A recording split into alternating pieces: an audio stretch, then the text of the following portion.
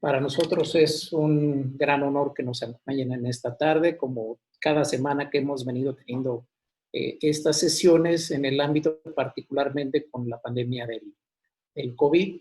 Y el día de hoy la sesión que tenemos programada es de leucemia mieloide crónica y esta es la invitación oficial. Y bueno, pues en primer lugar, como en cada sesión, el presidente, el doctor Oscar, nos dará las palabras de bienvenida para esta sesión extraordinaria. Gracias, Carlos. Primero que nada, agradecerles al doctor Gilberto Barranco, al doctor Marcio Andrade Campos y a nuestro buen amigo y ampliamente apoyador de todos los congresos y de las sesiones de la Agrupación Mexicana para el Estudio de la Hematología, el doctor Jorge Cortés. Gracias por su tiempo, apoyo para llevar a cabo estas sesiones extraordinarias de la agrupación y desde luego para beneplácito de todos sus asociados.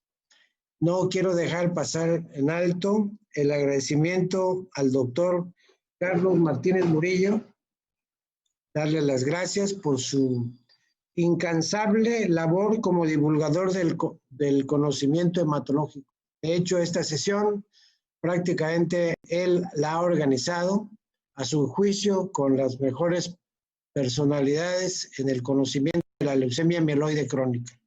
Carlos, muchas gracias y pues adelante, te dejo ahí con tu paquete. Mucho gusto. Gracias a todos los ponentes, muy amables.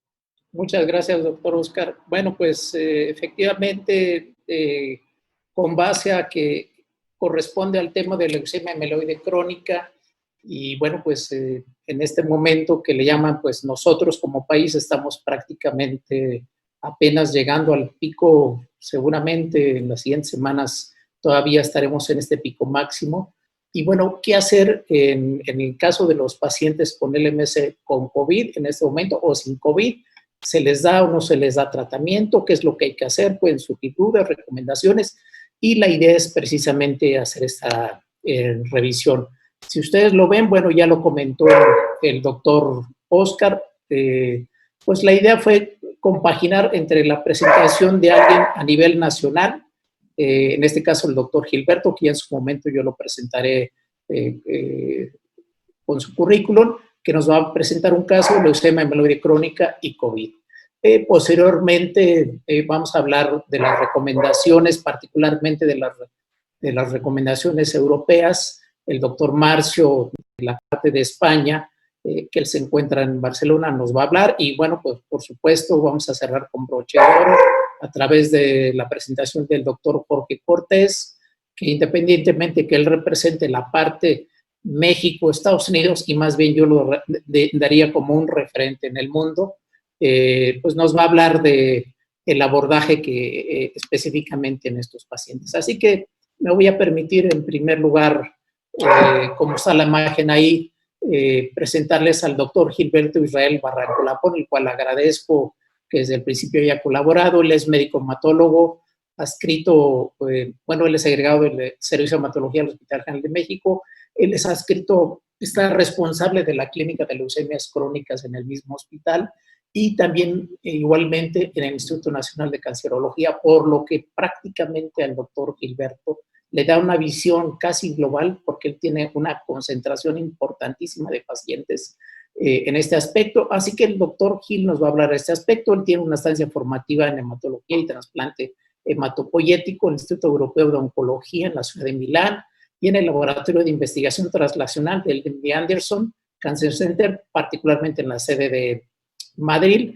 Él hizo una subespecialidad en trasplante hematopoyético en el propio Instituto Nacional de Cancerología y medicina translacional. Así que, pues, doctor Gilberto, muchas gracias por tu presentación y bueno, pues ya está, mi perro espera con ansia tu presentación. Gracias, Gilberto. Hola, buenas tardes a todos. Bueno, pues antes que nada agradezco una vez más la invitación de la AME para presentar pues ahora en esta modalidad en línea un tema pues para mí obviamente bastante interesante, que es leucemia mieloide crónica, y bueno, pues ahora el abordaje en esta situación de pandemia por COVID-19. Bueno, pues para empezar, me parece prudente iniciar con un caso clínico. Es un caso clínico verídico que recientemente tuvimos en el Instituto Nacional de Cancerología. Bueno, se trata de un hombre de 49 años de edad. Él es originario del Estado de México. Se dedica al comercio de autopartes y, bueno, pues no tiene ningún antecedente de enfermedad crónica. Él ingresó al instituto el 22 de mayo de este año. Y bueno, pues aquí les presento una línea del tiempo. En realidad, su padecimiento actual inició un poco antes, más o menos a finales de abril. Todo esto fue, pues, obviamente fuera del Instituto de Cancerología. Él presentó priapismo, por lo cual acudió a una clínica particular cercana a su casa, donde, bueno, pues en los laboratorios a su ingreso se identificó leucocitosis, hasta 190,000 leucocitos. Lo abordó un hematólogo particular y, pues bueno, se realizó un aspirado de médula ósea, el cual era compatible con una leucemia mieloide crónica. También se solicitó un PCR con la intención de buscar BCR-ABL, el cual también resultó positivo, y bueno, un cariotipo también positivo para la translocación 922. En ese momento, pues, fue intervenido también, pues, por el servicio de urología para resolver el problema del priapismo y se inició tratamiento con hidroxiurea, 500 miligramos cada 8 horas. Y posteriormente, pues, el paciente regresó a su domicilio y durante ese tiempo, pues, él estuvo en contacto, pues, con su familia y utilizando el transporte público. Aquí en la parte de arriba, pues bueno, también en esta línea del tiempo puse, pues, en ese momento cuál era la situación de la pandemia aquí en México. Para esas fechas teníamos reportados 13,842 casos acumulados y 1,305 defunciones en el país. Bueno, unos 15 días después, este paciente presenta ataque al estado general, disnea, tos seca intermitente, sin fiebre. Acudió con un médico general cercano igual a su localidad, bueno, a su domicilio, y inició tratamiento con acitromicina, ambroxol y paracetamol. Para este momento, pues bueno, casi se había triplicado la cifra de casos acumulados y igualmente de defunciones en el país. Bueno, ya fue el 22 de mayo que acudió a preconsultar INCAN. Este paciente pues fue derivado por su hematólogo particular con la posibilidad o con la intención de que él pudiera iniciar un mejor tratamiento que la IDREA. Y bueno, pues ahí en la preconsulta que se hace en el INCAN, pues bueno, el médico que lo evaluó lo encontró en malas condiciones generales y desaturando. Por lo tanto, pues se envió al triage respiratorio que se tiene montado ahí en el instituto y lo valoró pues el servicio de infectología y por considerar que tenía una alta sospecha de neumonía por SARS-CoV-2, pues se decidió su ingreso al área de transición especial que se tiene para los pacientes pues con sospecha de COVID y que tienen también pues alguna neoplasia ahí en el instituto. Para esa fecha pues ya teníamos 62,527 casos acumulados en el país y casi 7,000 defunciones. Estos son los laboratorios a su ingreso. En realidad, pues bueno, los laboratorios al momento del diagnóstico de la enfermedad, pues son los que ya presenté, los que he podido rescatar. Pero bueno, estos son los laboratorios ya a su ingreso al instituto. Podemos ver que tiene pues anemia, tiene hemoglobina de 6.8, no tiene una leucocitosis así severa. Cabe destacar pues que tenía linfopenia y la cifra de plaquetas estaba normal. También se describía en la biometría hemática pues la presencia de granulocitos inmaduros. Estaban elevados los marcadores de inflamación, la velocidad de sedimentación globular, proteína C reactiva y dímeros D. Son los laboratorios que tenemos a su ingreso. En ese momento también se le realizó el hisopado para PCR para la prueba de COVID. Y bueno, se solicitó algunos estudios complementarios como pruebas de función hepática, las cuales estaban pues elevadas la fosfatasa alcalina, la GGT, ligeramente la DHL, la albúmina un poco baja, ligeramente elevadas también las globulinas. Y bueno, pues el paciente no se conocía, como ya lo comenté, con ninguna comorbilidad, pero en ese momento tenía glucosa elevada. Entonces, bueno, se le realizó la tomografía el mismo 22 de mayo, en la que podemos ver pues, el parénquima pulmonar con múltiples infiltrados en vidrio deslustrado y un patrón empedrado de distribución tanto periférica como central. Y bueno, pues el radiólogo sugería que estos hallazgos eran compatibles con una neumonía típica de etiología viral, con afectación de todos los segmentos y formación de consolidación basal derecha. Y bueno, pues se hacía la sugerencia de correlacionar con una prueba de PCR, ¿no? La cual ya se había tomado. Estas son las indicaciones ya en el área de transición. Pues el paciente en ese momento requería oxígeno suplementario, pero solamente por puntas nasales.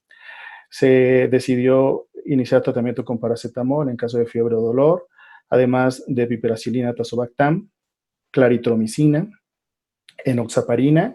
Y bueno, pues ya en ese momento también intervino el servicio de hematología y se decidió iniciar tratamiento con imatinib, 400 miligramos cada 24 horas. Ya el 25 de mayo llegó el resultado del hisopado para SARS-CoV-2, el cual pues resultó positivo. Pero bueno, pues el paciente ya estaba aislado en el área de transición, pues con todas las medidas de protección también para el personal que lo atendía. Pues bueno, afortunadamente el paciente evolucionó de una manera satisfactoria y ya para el 26 de mayo, o sea, 2-3 días después, ya estaba asintomático, sin tos, sin fiebre, sin disnea, con una saturación normal al aire ambiente y por lo tanto el 27 se decidió su egreso a domicilio únicamente con tratamiento con claritromicina vía oral por 5 días más y pues bueno, que continuara con el imatinib 400 miligramos cada 24 horas sin suspender. Para ese momento, pues podemos ver aquí que ya el número de casos confirmados en el país pues había incrementado de manera sustancial, al igual que las defunciones. Estos son los laboratorios a su ingreso. Vamos a ver que la cifra de hemoglobina pues, ha mejorado también considerablemente. Ya no hay granulocitos inmaduros y, bueno, los dímeros D todavía persistían elevados. Aquí tenemos una prueba de ferritina también pues, elevada y ya habían disminuido tanto la fosfatasa canina como la GGT. Posteriormente, pues bueno, se le ha hecho seguimiento telefónico a este paciente, pues una especie de telemedicina. Entonces, el 3 de junio, pues, realicé una llamada con él y el paciente está totalmente asintomático. Para ese entonces, pues, vean ya la cifra de casos en el país es de 101,000 casos acumulados y de 11,000 defunciones. Y la última llamada que hicimos, pues, fue el día de ayer. El paciente, pues, persiste asintomático y, bueno, pues, podemos ver que la cifra de casos acumulados, pues, sigue avanzando, pues rápidamente, ¿no? Igual de las defunciones. Entonces, bueno, aquí presentamos o les presento un caso clínico de un paciente de reciente diagnóstico de leucemia amiloide crónica, en el cual, pues bueno, se tomó la decisión de iniciar el tratamiento con imatinib, incluso, pues, en el momento de también, pues, presentar un cuadro clínico compatible con infección por COVID.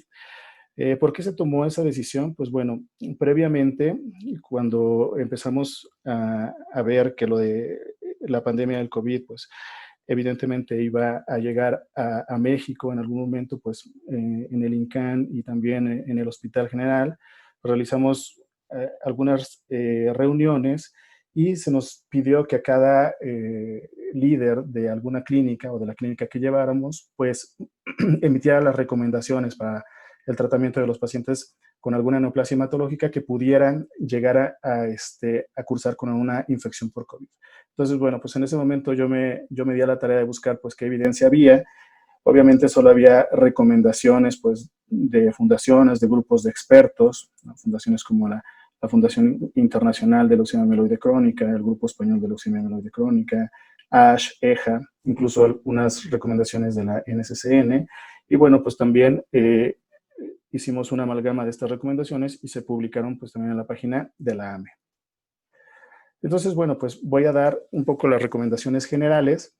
Creo que, bueno, todos nosotros que tratamos pacientes con leucemia amiloide crónica y que afortunadamente vemos que tienen una buena respuesta al tratamiento, pues bueno, sabemos que estos pacientes, pues, característicamente tienen la posibilidad de manejarse o en casos extremos, como en este caso, pues utilizando la telemedicina, ¿no? Entonces, esa es una de las principales recomendaciones. Y para esto, pues, nos ayudó mucho la relación con la Fundación Max. Aquí quiero, pues, recordar, seguramente, pues, ustedes lo saben, que la Fundación Max es nuestro principal benefactor y principal proveedor de imatinib para los pacientes, pues, con leucemia mieloide crónica que se diagnosticaron antes del año 2015. Entonces, bueno, pues, tanto en el INCAN como en el Hospital General de México, pues, hay un grupo superior a 200 pacientes, pues, que se benefician por este programa de la Fundación Max. Entonces, la Fundación Max tiene, pues, una muy buena comunicación con todos los pacientes y los pacientes también con la Fundación Max. Entonces, inmediatamente se creó el vínculo para que los pacientes se pudieran comunicar con la Fundación y a través de ellos, pues, coordinar las visitas hospitalarias, la telemedicina y la entrega, sobre todo, de medicamento, que en este caso, pues, era lo más importante para nuestros pacientes. También, pues, contamos con el apoyo de otras fundaciones como AMELEG. AMELEG nos ayuda a conseguir el medicamento un poco más económico para los pacientes que no tienen el beneficio de la Fundación Max. Anteriormente era imatinib de patente, ahora pues es imatinib genérico. Pero bueno, pues a través de ellos también podemos tener contacto con los pacientes que no tienen el beneficio del programa de la Fundación Max. Entonces, otras de las recomendaciones generales, pues obviamente eran seguir las recomendaciones de aislamiento domiciliario y de sana distancia, las medidas higiénicas y pues evitar los viajes no esenciales. Ahora, pues también emitimos algunas recomendaciones, sobre todo en diferentes escenarios clínicos. Y bueno, pues identificamos sobre todo estos 4 escenarios clínicos: los pacientes con leucemia mieloide crónica de reciente diagnóstico, como el caso de nuestro paciente que presenta en el caso clínico, en tratamiento regular, en fases avanzadas o en aquellos pacientes en los que ya se ha suspendido el tratamiento, que en realidad, pues, en el grupo de pacientes que yo tengo a cargo, pues hay muy poquitos pacientes. Entonces, bueno, pues seguramente se abordará un poquito más a profundidad estas recomendaciones, pero pues las voy a mencionar, las que nosotros emitimos. Los pacientes con leucemia mieloide crónica de reciente diagnóstico, pues bueno, lo que se sugería, o sea, lo que se sugiere es no retrasar el inicio del tratamiento con los inhibidores de tirosina sinasa. Pero, pues, como se van a iniciar estos tratamientos y sabemos que tienen una toxicidad importante o pueden llegar a tener potencialmente una toxicidad, sobre todo hematológica, y producir citopenias, pues es importante extremar las precauciones durante los 3 primeros meses, ¿no? Una de las recomendaciones era identificar, pues, algún laboratorio cercano a la localidad o al domicilio del paciente para que se pudiera estar realizando estudios ahí y, bueno, pues, hacer consultas vía telefónica. Bueno, si en este contexto de un paciente de reciente diagnóstico, pues, se agregaba una infección por COVID, pues los casos confirmados o sospechosos con síntomas no severos, pues bueno, en realidad, pues deben o deberían continuar con el tratamiento con los TKIs. Y los casos confirmados o sospechosos con síntomas severos, pues la decisión debe individualizarse. ¿En función de qué? Pues bueno, en realidad, pues de los medicamentos, sobre todo de los medicamentos que se pudieran utilizar para el tratamiento de la infección por COVID. Recordando pues que todos los TKIs tienen la capacidad de prolongar el intervalo QT y bueno, eso se debe de tomar en cuenta, ¿no?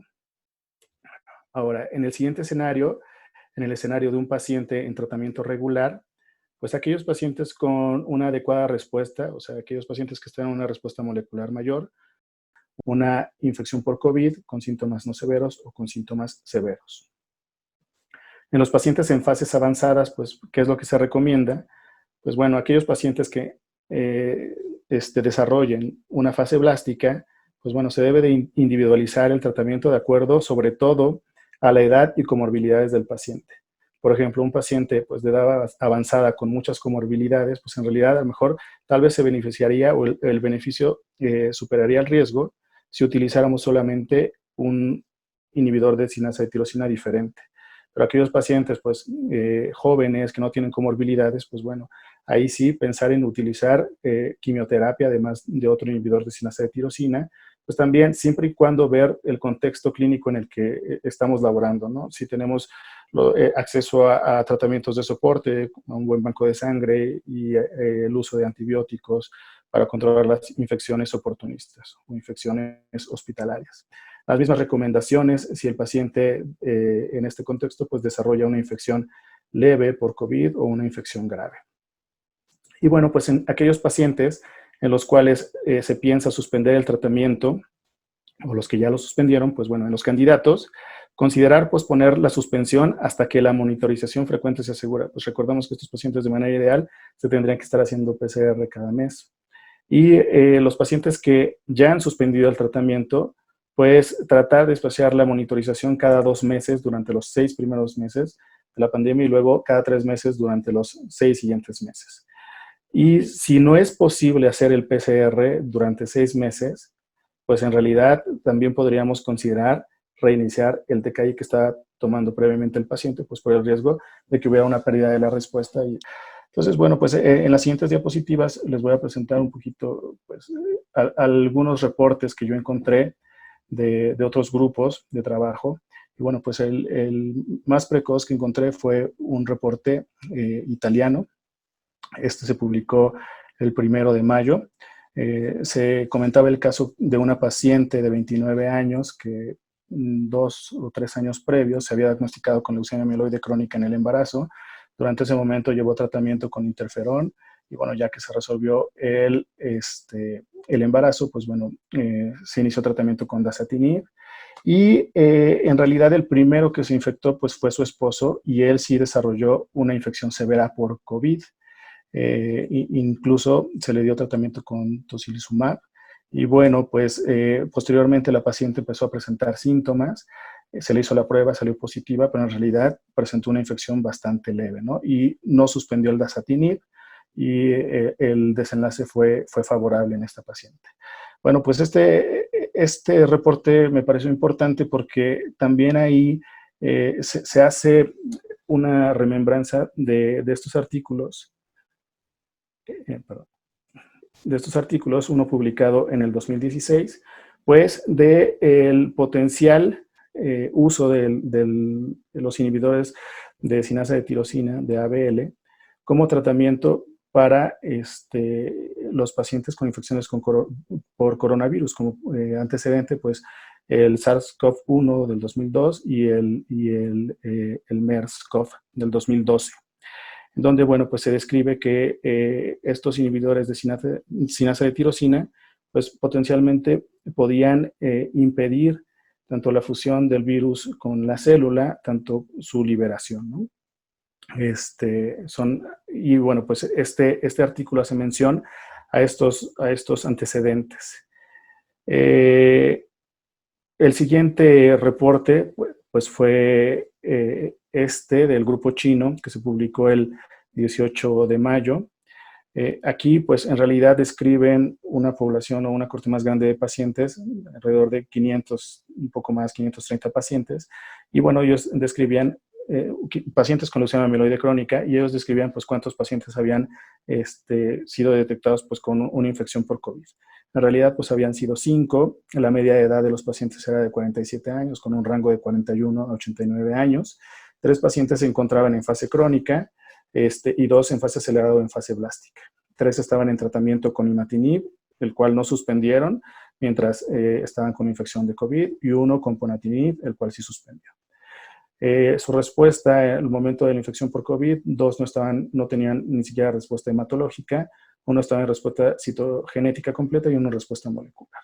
Las comorbilidades que tenían, 3 tenían pues hipertensión, 1 tenía diabetes y bueno, afortunadamente también el desenlace fue favorable en los 5 pacientes. Luego, el 19 de mayo se publicó otro caso clínico, es un reporte de Qatar, donde describen la evolución de un paciente de 65 años que se había diagnosticado en fase acelerada y que estaba en tratamiento pues, con dasatinib, ya por un buen tiempo tomándolo, y que desafortunadamente desarrolló una infección grave por COVID y se tomó la decisión pues, de suspender el dasatinib, porque además pues, tenía este paciente, además de los típicos infiltrados por COVID, pues tenía derrame pleural asociado. En ese momento el paciente estaba en una respuesta molecular mayor, aparentemente no tenía ninguna comorbilidad y bueno, pues este paciente sí recibió muchos tratamientos acompañantes para la infección por COVID, ¿no? hidroxicloroquina, acitromicina, sultamivir, diptaz, ritonavir, lopinavir, tocilizumab y metilprednisolona. Y afortunadamente evolucionó favorablemente y pues bueno, se reporta que sigue vivo. Y el último reporte que encontré pues es de un paciente del Reino Unido de 52 años de edad que tenía un diagnóstico de leucemia amiloide crónica que aparentemente pues no estaba en adecuado control por falta de apego al tratamiento, y ese paciente pues se le había suspendido el imatinib y estaba en tratamiento con Hidrea cuando desarrolló los síntomas de COVID. En realidad no tenía aparentemente ninguna comorbilidad y pues bueno, por ese motivo tampoco estaba tomando en ese momento ningún inhibidor, y pues bueno, a él se le dio tratamiento con ritonavir, lopinavir, y luego pues se le agregó tocilizumab, y afortunadamente el paciente pues evolucionó favorablemente. Pues bueno, estos antecedentes y los previos, estos del 2016 y 2018, donde se veía que potencialmente los inhibidores de sinasa de tirosina podrían interferir pues con el virus o los coronavirus, pues bueno, ha llevado a que en la actualidad pues existan o se estén llevando a cabo diferentes ensayos clínicos. Si nosotros pues, seguimos esta liga, podemos identificar estos ensayos clínicos donde, pues, por ejemplo, el primero, el tratamiento con imatinib para adultos hospitalizados con COVID, ¿no? La idea es que pues los pacientes puedan recibir el tratamiento a dosis entre 400 miligramos, 200 miligramos, y disminuir la severidad del cuadro de COVID, ¿no? Hay algunos otros ensayos clínicos donde evalúan el uso de otras drogas, pero también se mete como un brazo el imatinib. Y también, pues, incluso hay un ensayo clínico en el que se planea una especie pues, como de profilaxis para disminuir en aquellos pacientes con infección por COVID leve, pues, que progrese a una infección grave. Como conclusión, pues, bueno, me parece que el uso de inhibidores de sinasa de tirosina es seguro y bien tolerado en los pacientes con leucemia amiloide crónica. Tanto es así que se está evaluando su papel como factor protector de enfermedad grave y como tratamiento incluso en los pacientes con COVID que no tienen leucemia amiloide crónica. Y bueno, pues también es muy importante en este contexto de la pandemia, pues limitar las visitas innecesarias en la medida de lo posible, pues en nuestros pacientes con leucemia amiloide crónica, o sea, utilizar la telemedicina. Bueno, pues por mi parte sería todo. Muchas gracias. Bien, muchas gracias, doctor Gilberto, por tu presentación, por la experiencia que tienes en dos instituciones. En este caso, ya hay alguna pregunta, si quieres, independientemente que al final entremos en el debate, doctor Gilberto, ir contestando las preguntas. Y bueno, me permito a continuación presentar a ustedes al doctor Marcio Andrade Campos. Él es médico adscrito al servicio, él es médico hematólogo, por supuesto, adscrito al servicio de hematología del Hospital del Mar. Él se encuentra en la ciudad de Barcelona, en España. Él realizó su doctorado en medicina en la Universidad de Zaragoza con el tema uso del perfil de microRNA para mejorar el pronóstico de pacientes con síndrome mielodisplásico con cariotipo normal. Dicho trabajo obtuvo el reconocimiento de la Sociedad Americana de Hematología, LASH, en su 57º congreso. Y bien, pues, si bien es cierto que sus trabajos se han enfocado a enfermedad de Gaucher y linfoma, es autor de coautor, diversos artículos, ensayos clínicos, tiene experiencia en el MC, y bueno, particularmente agradezco que haya aceptado con tan poco tiempo participar con nosotros, y agradecer al doctor Gil, que fue el contacto para poder contactar al doctor Marcio, y que nos hablará del tema de LMC y acorde a las guías europeas. Así que muchas gracias, doctor Marcio, bienvenido. Muchas gracias.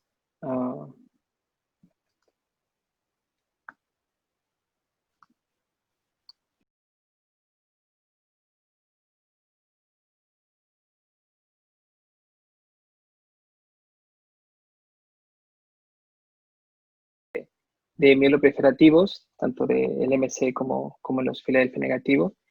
Y bueno, les agradezco por esta oportunidad de compartir con ustedes. Vamos a hacer un pequeño repaso en estos 20 minutos sobre las guías del European Leukemia Net, especialmente en los aspectos de pues, el diagnóstico, las situaciones a primera línea, cuando se elige el ITK, las líneas sucesivas, las líneas avanzadas y el papel del trasplante. Y como estamos en una sesión de coronavirus, pues también les diré 2 diapositivas de lo que hemos vivido aquí en Barcelona. Estas guías del MC se han realizado por 34 expertos con un 75 a 100% de consenso, o sea que no ha sido tan fácil lograr el consenso y el doctor Cortés seguro nos lo comenta, y han necesitado 6 reuniones desde el 2015 hasta el 2009 para dar el sprint final para esto, para lograr un consenso que pudiera plasmarse en estas recomendaciones. Y una de las cosas más importantes es este punto, la definición del objetivo del tratamiento de los pacientes con el MC, donde ahora dentro de estos objetivos se incluye pues alcanzar una supervivencia normal con una buena calidad de vida, con un tratamiento que no sea, que dure toda la vida, o sea, que ya pone dentro de los objetivos de tratamiento, pues el estar libre de medicamento. Para esto, pues requiere un cuidado especial de las complicaciones por el uso crónico de los inhibidores de tirosinquinasa, que no todos los pacientes van a poder suspenderlo. Requiere que los centros que tratan estos pacientes tengan un laboratorio, que sea un laboratorio de referencia con experiencia en todos los estudios moleculares. Y bueno, pues plasma de que ahora ya la LMC se ha convertido en una enfermedad crónica que debe de coexistir con las comorbilidades que se van adquiriendo con el paso de los años, pero que ya deja de ser la causa de morbimortalidad más importante de los pacientes con LMC. El diagnóstico, como sabemos, pues todo parte de la sospecha clínica, como bien ilustraba Gilberto en su caso, ¿no? La hiperleucocitosis, la panmielosis, los ataques de gota, la esplenomegalia, el priapismo, y luego la parte de laboratorio, donde ya pues demostramos la presencia de este cromosoma Filadelfia o demostramos por técnicas de biología molecular el gen BCR-ABL, este gen de fusión. Y en esto, pues bueno, la ELN nos recomienda, nos vuelve a recordar cuáles son las pruebas que tenemos que hacer, qué es lo que tenemos que hacer en la valoración inicial de un paciente con el MC. Desde el examen físico, desde el hemograma, el aspirado, los estudios de cariotipo y de FISH, y luego pues hacer un reconocimiento del transcrito, que es importante saber exactamente con qué transcrito estamos, el electrocardiograma y también una biología molecular de a tiempo real, y las serologías por hepatitis B por el warning que ha habido por las reactivaciones. Una vez que está esto, tenemos que estratificar al paciente, que eso ya lo sabemos bien. La LN pone esta herramienta electrónica en su sitio para poder hacer los cálculos de los scores, y luego en base a ello, pues este paciente, al tener un bajo riesgo, intermedio o alto, pues tendrá más posibilidades o menos de pues, tener una supervivencia o una libre de enfermedad durante más tiempo. Una vez que está aquí, pues tenemos que elegir el tratamiento, un tratamiento de primera línea. Y tenemos que tener claro en el momento de poner el tratamiento cómo vamos a seguir este paciente. Y estas recomendaciones de cómo seguirlo no han variado. Tenemos que hacer un análisis a los 3 meses para ver si estamos con un transcrito por debajo del 10% o por encima. Si estamos por encima de los 3 meses, tenemos que confirmarlo, porque entonces ya entraríamos en fallo. A los 6 meses tendríamos que volver a valorarlo y a los 12 meses tendríamos que estar de forma ideal ya en una respuesta molecular 3.0 o lo que era una respuesta molecular mayor, estamos por debajo de 0.1, y si no estaríamos en una alarma, en un warning, o en un fallo si ya llegamos a más de 1%. Entonces, con esto, esos son los ITKs que tenemos actualmente a disposición de todos. Bueno, pues el imatinib, nilotinib, dasatinib, bosutinib y ponatinib, esos son todos los ITKs que hay. En la raya esta, pues podemos ver realmente cuál es su grado de inhibición, con lo cual podemos ver que tenemos desde el más potente, que sería ponatinib, pasando por dasatinib hasta los otros ITKs. Sin embargo, también tenemos los efectos off-target debido a la inhibición de las otras tirosinquinasas. Y respecto a su efecto en la LMC, pues podemos ver que en cuanto a respuestas, a 3 meses, pues bueno, los segunda generación mejoran a imatinib, a 1 año, a 5 años, pero a nivel de supervivencia global, pues las respuestas son bastante similares entre los ITKs. Esos son los tratamientos que tenemos en primera línea disponibles. Imatinib a dosis de 400 miligramos que podemos bajar a 300 miligramos si estamos en una respuesta óptima para disminuir toxicidades. Dasatinib a 100 miligramos día, que también hay estudios para ajustar dosis para manejo de toxicidades. Nilotinib en primera línea 300 miligramos cada 12 horas y en segunda línea 400 miligramos. Y tenemos bosutinib, que no está aprobado en primera línea en España, pero sí para el resto de Europa, con una dosis inicial de 500 miligramos. Y ahora, en estas guías, pues también hacen una mención de los medicamentos genéricos, que, por ejemplo, en España el imatinib para el LMC se utiliza absolutamente el genérico en las diversas casas comerciales. Y ya ellos pues ponen de que si los genéricos cumplen las medidas, los estándares de calidad nacionales y los controles de calidad, pues que son aceptables y que deberían de tomarse como el mismo, ¿no? En eso porque ya tendríamos el IMA y pronto posiblemente el DASA en genérico. Y un punto importante que hacen estas guías para poder orientarnos en cuanto a dar un tratamiento u otro es esta parte en la que hacen un manejo de contraindicaciones, ¿no? ¿Qué está contraindicado? Entonces, por ejemplo, para imatinib no han encontrado una contraindicación, pero dicen que hay que usarlo con precaución para los que tienen una función ventricular deprimida o para los que tienen insuficiencia renal crónica, y hace este punto de los efectos adversos más comunes, que ya conocemos: la retención hídrica, las náuseas, los vómitos, los espasmos musculares, las artralgias, el rash, la fatiga. Cuando vamos a dasatinib, pues la contraindicación viene relacionado con su efecto adverso más común, que es el derrame pleural, hasta un 28%, y entonces pone ya pues un paciente que tiene un derrame pleural ya de base o que tenga una enfermedad pleuropulmonar con insuficiencia respiratoria, pues no sería el paciente para poder dar dasatinib. Y que entre los efectos pues tenemos que monitorizar este derrame pleural y que hay raros casos como hipertensión pulmonar. En nilotinib, lo que contraindica y lo ponen como contraindicaciones sería pues la cardiopatía isquémica, un accidente cerebrovascular, las arteriopatías periféricas, isquemias periféricas, pancreatitis, episodio de pancreatitis, y como precaución el uso en pacientes con hipertensión, hipercolesterolemia y diabetes mellitus. Y entre sus efectos adversos, pues retención hídrica, rash, diarreas, artralgias, como ya sabemos. Y en bosutinib es uno el fármaco que no mencionan ni presencia de contraindicaciones ni precauciones para uso. Mencionan la diarrea transitoria, que puede aparecer hasta en un 30% de los casos, y las transaminitis, que pueden durar meses.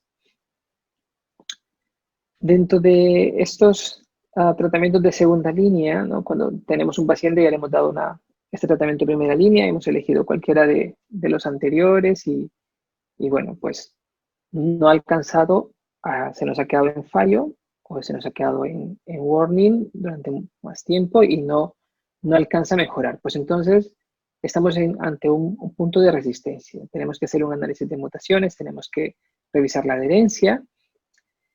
Y si no hay mutaciones, la guía es clara y dice, pues cualquier ITK de segunda generación pues es efectivo si no tenemos una mutación que nos guíe en la elección. Y aquí viene el criterio para seleccionarlo, pues que estaría relacionado con la edad del paciente, con sus comorbilidades, con su estilo de vida, con su perfil de adherencia, con sus toxicidades previas, y tenemos que hacer un seguimiento similar a lo que hicimos a la primera vez, o sea, control a los 3 meses, control a los 6 meses, etc. Y entonces estas líneas sucesivas, si tenemos que ir casando, si tenemos un BCR-ABL por más de 1%, eso ya es inadecuado, tenemos que tenerlo claro porque es un fallo, o si no alcanzamos una respuesta citogenética completa. Y en todos estos casos en que encontramos estos fallos, pues hay que hacer el análisis de mutaciones y ya mencionan que si tenemos una respuesta subóptima a 2 ITKs, deberíamos de ir pensando en el trasplante en este paciente, o por lo menos ir tipando y adelantando estos trámites. Y si encontramos una T315I, como todos sabemos, pues ponatinib es el medicamento de elección. Y como todo, en esos casos que tenemos que ir cambiando de medicamentos, pues tenemos que ir haciendo un control de las toxicidades. De ponatinib, mencionaré muy poquito.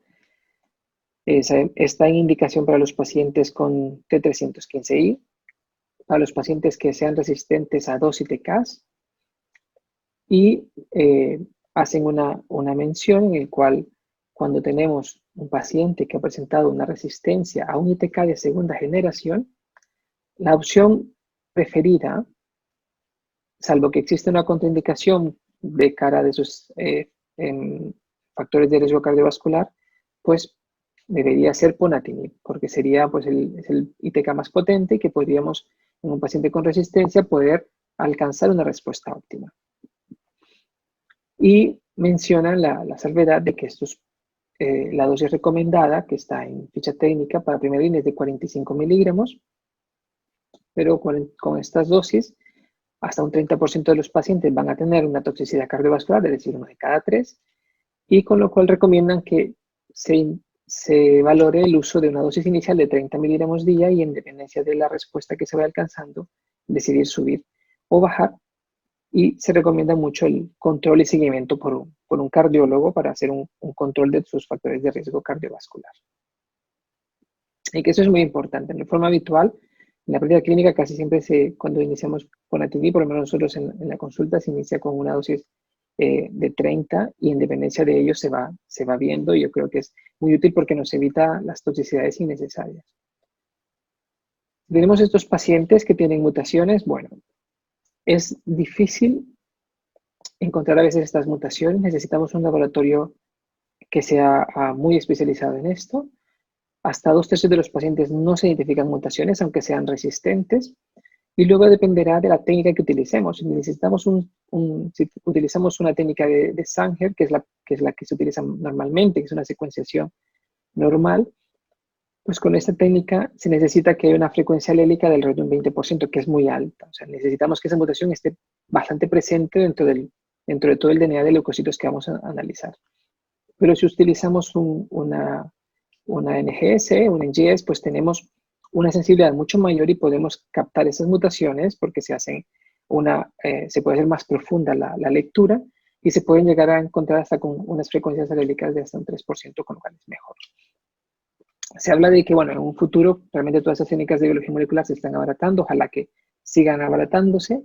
Habla de hacer el estudio del genoma y la expresión génica y pues poder tener muestras para poder hacer esto. Nosotros de forma habitual, cuando tenemos esto, que el paciente llega a un warning y tenemos, no está bajando bien los transcritos, de forma habitual hacemos recogida de todos los DNA en cada muestra. O sea, tenemos una seroteca de cada paciente, entonces podemos ir a rescatar una muestra en la que tenía una carga de BCR-ABL mayor y poder hacer el estudio, pero entendemos que eso no es disponible en la mayor parte de los centros.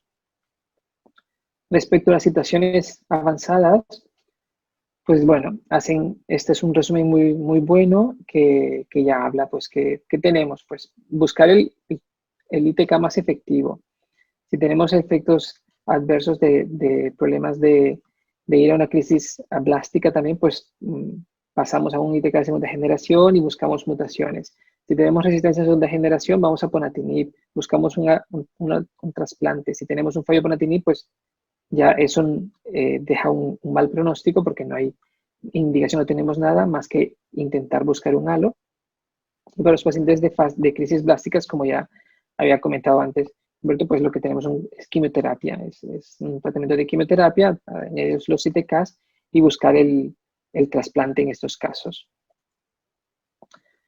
Entonces, bueno, el trasplante sigue estando dentro de las guías para el MS, sigue estando dentro de las recomendaciones y se debe valorar en estos puntos. Los pacientes que son resistentes a 2 ITKs o resistentes a uno de segunda generación, los que se debutan en fase acelerada, si la respuesta no es óptima al primer ITK, y si los pacientes que vienen en crisis blástica o que entran en crisis blástica. Y luego ya de lo que es la descontinuación, ¿no? La última parte de ese objetivo del tratamiento, que es que el paciente viva sin medicamento, hacen esta lista, este checklist, dará a ver si los pacientes cumplen o no cumplen para poder ser considerados para suspender. Que sea en fase crónica, que es lógico, que eso está más que asumido por todos, que es un paciente que, bueno, la comunicación sea fluida, que sea normal, que pueda acudir a las consultas, que pueda venir a los chequeos frecuentes, que podamos tener un laboratorio que pueda medirnos idealmente en internacionales, que hay la PCR para el BCR-ABL, y que es un paciente que tiene que venir frecuentemente, especialmente durante los primeros 6 meses, que va a visitas mensuales, luego cada 2 meses y luego cada 3 meses indefinido. Y los pacientes, por ejemplo, que no es obligado, pero que pudieran entrar, por ejemplo, que sea idealmente que tenga el BCR-ABL típico, que sea en primera línea o que sea en una segunda línea, sea por intolerancia que se haya cambiado muy rápido. Y respecto a un punto muy importante, que es el tiempo en una respuesta molecular profunda, la Deep Molecular Response, que debería ser RM4.0 o superior, pues bueno, lo óptimo que plantea es que, bueno, que se esté como mínimo en tratamiento con ITKs de más de 5 años, con una molecular response profunda de más de 3 años, si es solamente un MR4.0, lo que tenemos de sensibilidad, y más de 2 años en 4.5, con lo cual, bueno, pues implica que tenemos que tener un buen colaboración con un buen laboratorio para poder asegurar la sensibilidad necesaria para poder cumplir estos requisitos. Y hasta aquí la parte de las guías ELN, que intenté resumir muy rápido en ese tiempo. Y bueno, este es mi hospital, ese es el Hospital del Mar. Aquí en esta parte tiene a la derecha está la playa ya directamente y el hospital pues está viendo completamente al mar. Tenemos la sala de hospitalización y nosotros con esta parte de COVID, esos son los datos a hoy. Se creó una carpeta en toda la intranet del hospital para poder tener todos los protocolos, y hay protocolo de todo, desde la visita del paciente hasta la atención paliativa, hasta la guía de acceso familiares, hasta cuándo hay que llamar a los familiares para que se despidan de un paciente que está en situación terminal. Ha sido bastante complicado. Este es como comenzamos nosotros el 13 de marzo, que está al inicio de la curva, es cuando se declara el estado de alarma en España, y una semana después estábamos pues recibiendo 100 pacientes diarios de COVID, que esto dura casi una semana entera, un poco más, y luego comienzan poco a poco a bajar, pero las altas no son rápidas, entonces todo se va acumulando en el hospital y se satura absolutamente todo, o sea, todo se satura. Esa es la curva de los ingresos y altas, que ven que hay muchísimos ingresos y cuesta llegar a las altas. Y con las LMC, este soy yo en una unidad COVID, porque todos tuvimos, mitad de los hematólogos pasamos a atender pacientes con COVID en las plantas con los equipos de protección. Pues se intentaron crear alertas informáticas para los pacientes que estaban en tratamientos con medicamentos que pudieran flotar el QT para, en el momento inicial que era para la caleta y luego pues acitro e hidroxicloroquina, y las dispensaciones de fármacos que los pacientes normalmente vienen al hospital se enviaba a las farmacias locales que los pudieran recoger en la farmacia que le quedara más cerca a su domicilio para que no se desplazara. Y bueno, lo que comentaba Gilberto de retrasar todas las visitas, de atender únicamente las cosas más urgentes y los servicios de infusiones y que sería el hospital de vías externas se redujeron al mínimo. Sí, bueno, es un tiempo bastante duro, ustedes ahora están y confío que vayan poco a poco saliendo. Esa es una foto que tomé yo en esta semana, creo que el lunes, del amanecer cuando llega uno al hospital, y esto fue el 31 de mayo, un paciente en UCI que estaba traqueotomizado por COVID, después de un mes ingresado, pues lo sacaron a que viera el mar antes de pasar, ya que ahora ya es COVID negativo y bueno, pues ha ido bien afortunadamente, aunque he necesitado mucho soporte ventilatorio. Y con esto pues yo termino mi charla y les agradezco la participación.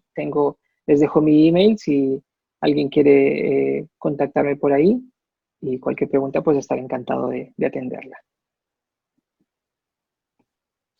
Bien, muchas gracias, doctor Marcio, por compartirnos la información que existe con respecto a lo que existe en las guías europeas. Y bueno, como siguiente y último ponente y para cerrar esta sesión, me permito presentar para ustedes, a todos conocidos, pero bueno, al doctor Jorge Cortés Franco. Y bueno, él es médico hematólogo, él es director del Georgia Cancer Center de la Universidad de Augusta. Recordemos que, bueno, pues por muchos años siempre lo ubicamos en el MD Anderson Cancer Center en Houston. Se ha movido y seguramente para una mucho mejor posición. Él es pues un líder de opinión en muchas áreas de hematología, particularmente en leucemias.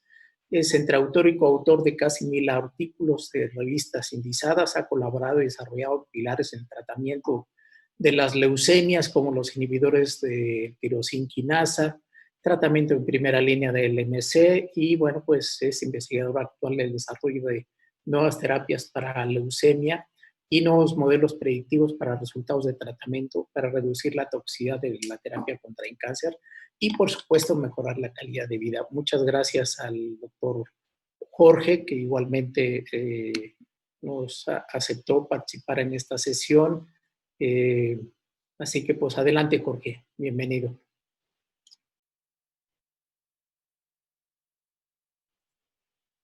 Muy bien, pues muchas gracias. Gracias, Carlos, por la invitación. Me da mucho gusto compartir con mi casa, con la ME, que ha sido mi casa académica desde que empecé mi carrera como hematólogo allá en México. Y bueno, esta es una buena oportunidad de compartir con ustedes. Así es como compartimos hoy en día por estas circunstancias. Espero que todos se encuentren bien, protegidos de esta infección. Y pues vamos a hablar un poco sobre esto de las recomendaciones en el abordaje de las neoplasias Filadelfia positivas y negativas en la era de COVID-19.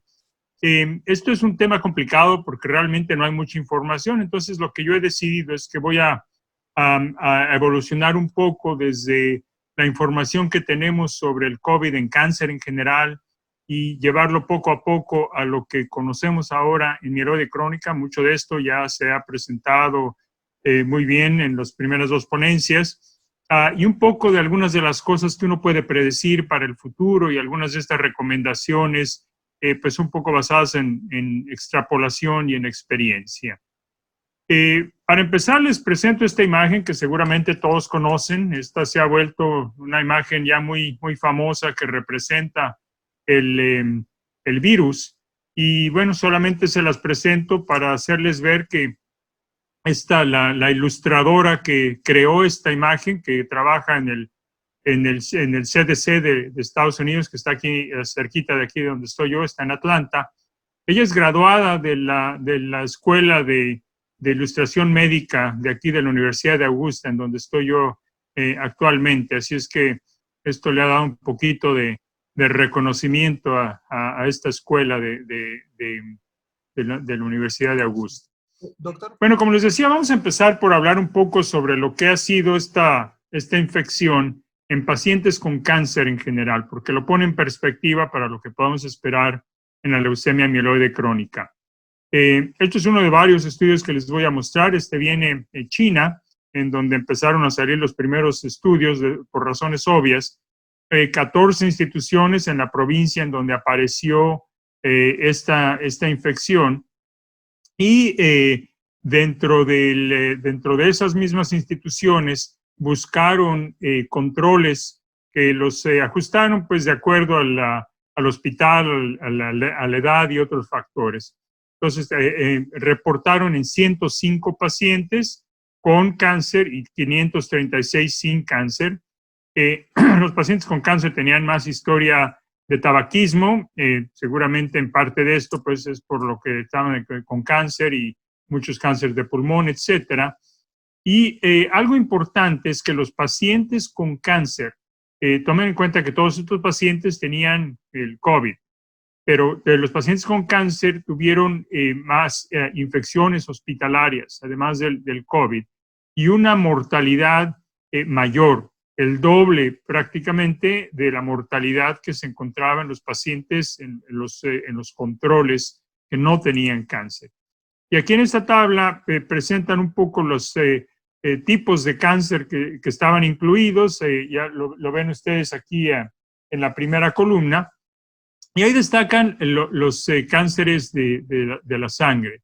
Son pocos pacientes, así es que no puedo uno tomar conclusiones muy concretas, pero ya verán cómo poco a poco se va formando esta imagen de lo que representa particularmente para los pacientes con neoplasias hematológicas. Aquí ven ustedes que la tasa de mortalidad, por ejemplo, es del 33%, más alta que cualquier otro tipo de cáncer, que las admisiones a la terapia intensiva son 44%, también más alta, síntomas críticos de 2/3 partes.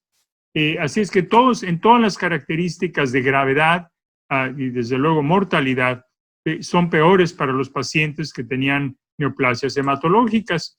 Y aquí ven ustedes esto, primero en el panel de arriba a la izquierda, ven que los pacientes con cáncer comparados con los pacientes que no tenían cáncer, pues les iba peor también en mortalidad, en terapia intensiva, etcétera.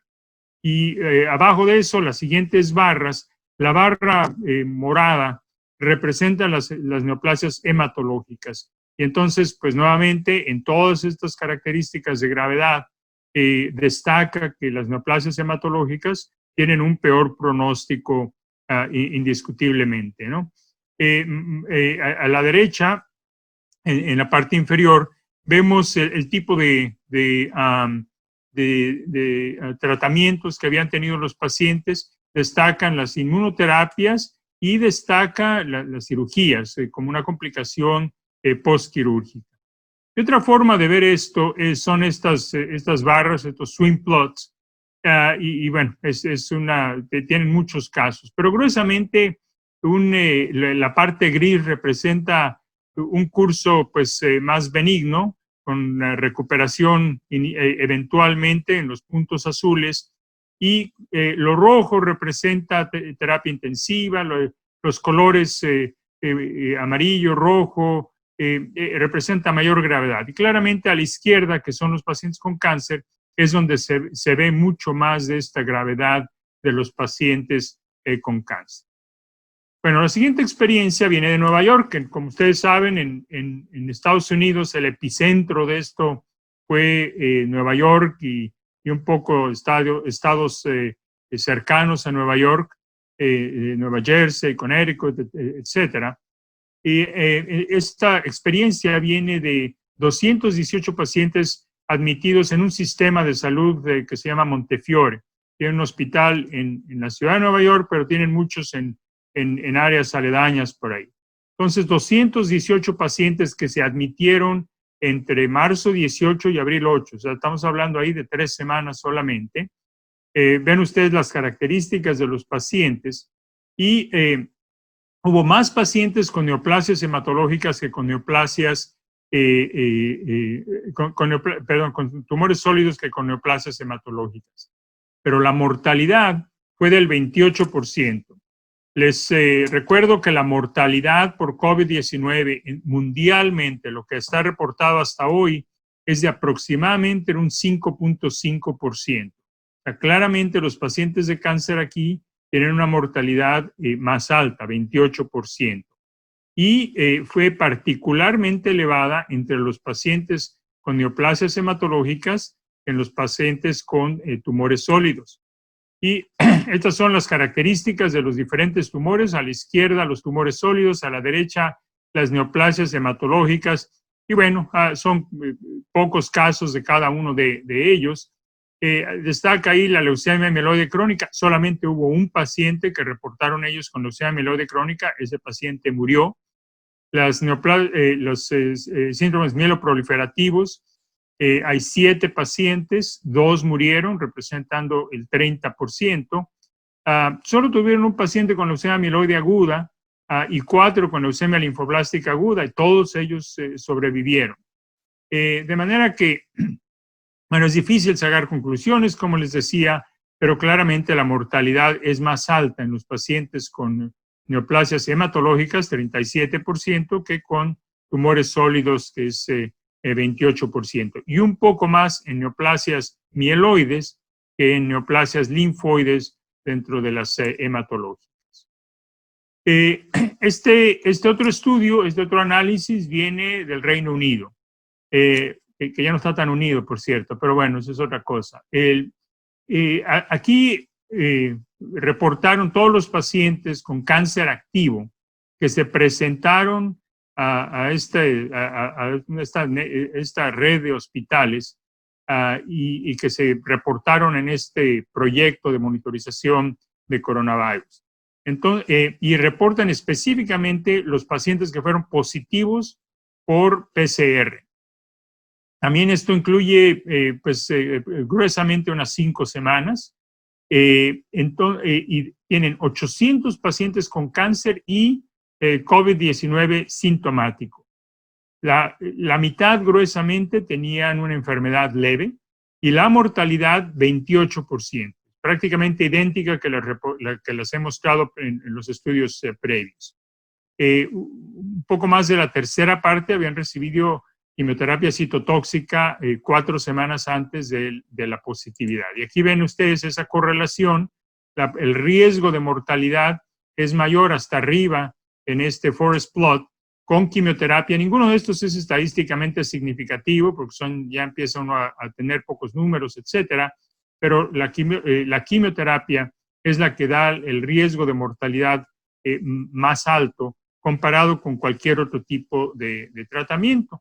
Y esto muestra las diferentes características clínicas. Ya les señalo particularmente las neoplasias hematológicas, que son de las que tienen el riesgo más elevado de mortalidad. 1.5 el riesgo relativo. Esto es estadísticamente significativo. El único otro que está más o menos a este nivel es los tumores genitales masculinos y los tumores pulmonares. Son los que tienen el riesgo más alto de mortalidad. Este otro estudio recién se presentó en ASCO hace un par de semanas. Esta es una red de hospitales, de centros de cáncer en los Estados Unidos. Ahí ven ustedes la distribución. Hay muchos más en el este, sobre todo en el noreste y en el medio oeste, es decir, en el área de Michigan, Illinois, etc. Y empiezan con 1,000 pacientes, un poco más de 1,000 pacientes. Se descartan algunos por tener cáncer in situ solamente, por ser menores de edad, etc. Después se excluyen algunos que no tenían la confirmación del COVID-19 y se termina con 928 pacientes con COVID-19 confirmado por PCR. Aquí ven las características, la mayoría son tumores sólidos, un 20% tienen neoplasias hematológicas y en la tabla, en la gráfica de la derecha ven las características. Dentro de las hematológicas hay 11% linfoma, 6% mieloma. Eso hace 17%, así es que haciendo las cuentas, pues evidentemente hay muy pocas leucemias en este reporte. Pero la mortalidad, 13% de los pacientes murieron. Esto es menos de lo que les mostré en los estudios previos, si recordarán era 28%. Pero ven ustedes que es un alto porcentaje de hospitalizaciones y cuando uno ve los resultados compuestos, que incluye muerte, enfermedad grave, admisión a terapia intensiva o ventilación mecánica, una cuarta parte de los pacientes acabaron con alguna de estas complicaciones. Y viendo las características que se asocian con mortalidad a los 30 días, pues lo que más destaca es, uno, el performance status, 2, comparado con 0 y 1, y el cáncer. El cáncer presente pero estable es un riesgo elevado, pero presente progresivo, o sea, un cáncer que está activo, es el riesgo fue el riesgo más elevado de mortalidad. Ahora, pasando a un estudio ya un poco más enfocado a lo hematológico, este es un estudio nuevamente de la provincia de Wuhan, en China, en donde empezó el coronavirus. 128 pacientes con cánceres hematológicos hospitalizados en 2 hospitales de esta provincia, de los cuales 13 desarrollaron COVID-19. Como control, utilizaron 226 médicos, enfermeras, etcétera, de los cuales 16 desarrollaron COVID-19. La mortalidad, 62% comparado con 0 de los demás. Entonces, la mortalidad aquí es muy alta. Ya habíamos dicho en los estudios previos que dentro de la mortalidad de cáncer es mayor en neoplasias hematológicas, y este estudio parece confirmar eso, incluso con un riesgo de mortalidad mucho más elevado. Las características, los tipos de cáncer que estaban incluidos son algunas neoplasias, algunas leucemias agudas, mieloides y linfoides. La primera columna representa a los pacientes con el COVID-19 confirmado. La siguiente columna son los que no tuvieron COVID-19. Y un poco menos mielomas, mielodisplásicos. Ninguno de los 18 pacientes con Hodgkin tuvieron confirmación del COVID-19. Y características asociadas con el desarrollar COVID-19, ya ven ustedes, por ejemplo, los trasplantados, fue una tercera parte de los trasplantados, 3 de los 10 tuvieron COVID. No parece ser un riesgo particularmente elevado, no diferente que quimioterapia, por ejemplo.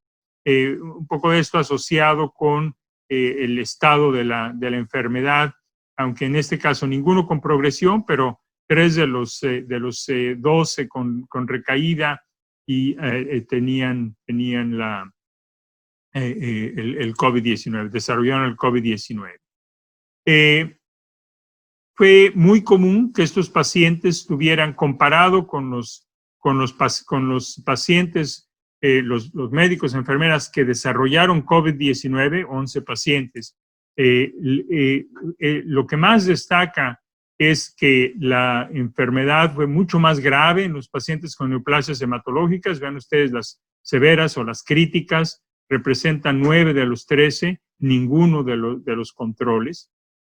Coinfecciones con otras virus, bacterias, hongos, muy altos comparado con los proveedores de salud, complicaciones y desde luego la mortalidad. De manera que más frecuente, riesgo de mortalidad más alto, riesgo de otras infecciones, etcétera, todo mayor en estos pacientes.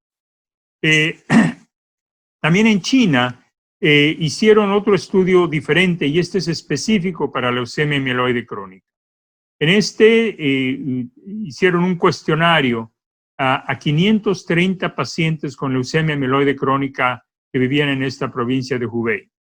De esos 530 pacientes, 5 tuvieron un COVID-19 confirmado y 1 probable pero no confirmado por PCR.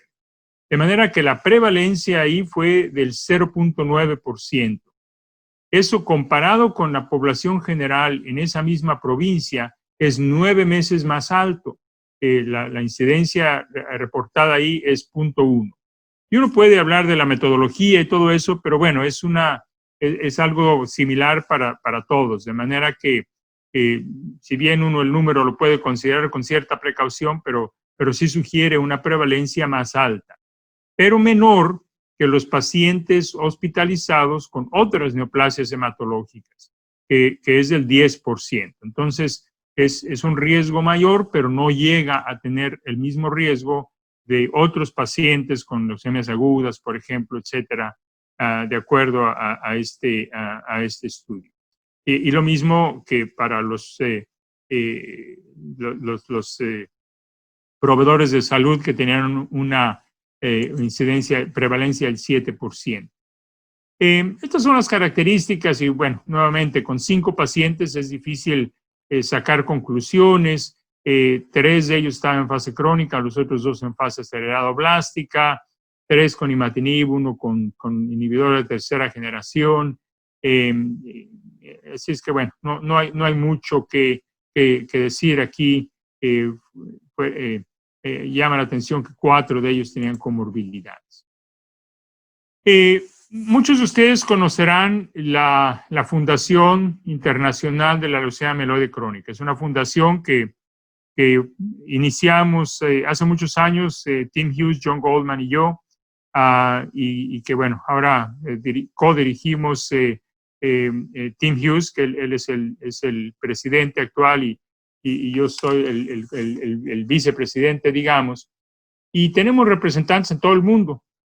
Entonces, hemos estado recibiendo rutinariamente, desde que empezó esto, reportes de todos los representantes. Esto es voluntario, así es que, pues bueno, hay quienes han reportado, hay quienes no, pero tenemos reportes distribuidos en todas partes del mundo. Y estamos colectando toda la información que existe de pacientes con leucemia mieloide crónica que se han diagnosticado con COVID-19. Hasta ahora se nos han reportado 82 pacientes, de los cuales 63 tienen el diagnóstico confirmado por PCR, 13 lo tienen con sospecha clínica, pero no confirmado por PCR. Esto no quiere decir que haya sido excluido, simplemente que no se ha hecho el PCR. Entonces, sospecha clínica, y 6 que han sido confirmados con serología, ELISA o algún otro estudio diferente. Hasta ahora, 17 países han reportado casos. Los que más son Italia, 19, Francia, 17 y España, 6, países que han sido muy afectados por el COVID. En Estados Unidos solamente ha habido 6, pero aquí falta el reporte porque desgraciadamente muchos de estos pacientes han sido manejados por médicos de la comunidad y no por instituciones académicas, de manera que no se sabe de esto. En China 5, me parece bajo comparado con los demás, y bueno, ahí ven ustedes los números de otros. También hemos recibido reportes de Nigeria, de Argentina y de Tunisia, pero que todos ellos han reportado que están siguiendo a los pacientes, tienen reportes de sus pacientes, pero ninguno ha sido confirmado o sospechado con leucemia mieloide crónica. La distribución de inhibidores de tirosina quinasa, la ven ahí, pues no es diferente de lo que uno esperaría en cuanto a lo que se usa globalmente en cuanto de tipos de inhibidores de tirosina quinasa. Imatinib es el más usado, de manera que es el que más representa. Dasatinib y nilotinib más o menos iguales, bosutinib un poco menos. No hay ninguno con ponatinib, pero se usa poco a nivel mundial relativamente hablando. Y hay 6 pacientes que han sido diagnosticados que están con suspensión electiva del tratamiento. Hasta donde sabemos, hasta hoy en día, 2/3 partes se han recuperado del COVID-19, aunque uno de estos pacientes eventualmente murió por progresión de la leucemia amiloide crónica, no por el COVID.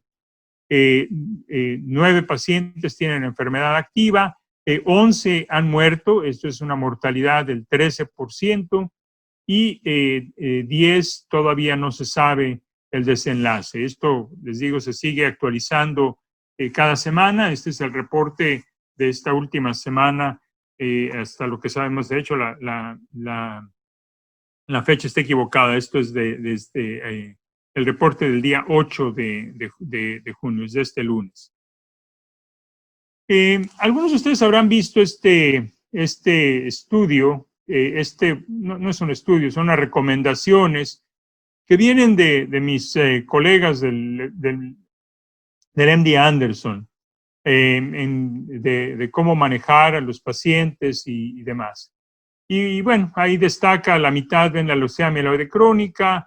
En cuanto a los factores de riesgo, mencionan el daño cardíaco que puede ser inducido por dasatinib, nilotinib o ponatinib, el daño pulmonar inducido por dasatinib y el riesgo aumentado de COVID-19 por trombosis con ponatinib o con nilotinib. Ahí, desde luego, yo agregaría con dasatinib, que también tiene un riesgo similar, por lo menos al del nilotinib, de cuestiones trombóticas. Ya se mencionó previamente el riesgo de mielosupresión, que bueno, uno lo puede controlar y no es tan común, pero algunos pacientes lo tienen y eso también hay que tenerle cuidado.